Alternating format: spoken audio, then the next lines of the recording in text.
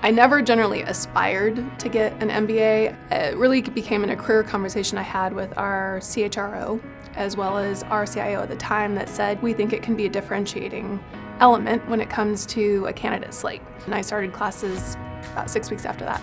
Creighton's reputation as a graduate school is one that's very strong. They have a lot of values that they weave into the education that I think businesses in particular value that. I'd say the culture of the Creighton community is one of intimacy. Everyone is approachable.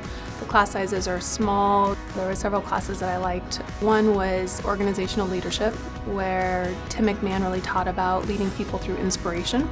Another one was around leadership and thinking about how your leadership style impacts others and how you can really leverage situations to drive transformation by being vulnerable and transparent. I leverage a lot of the learnings every day in terms of leading with inspiration, in terms of leading with empathy, looking at organizational design and seeing how you can do work in new ways and inspire people and really give them the opportunity to learn and grow. It's really time that you spend focused on how do you get better, how do you learn from others, and it doesn't matter at what point you are in your career, you can always learn from hearing where others are at.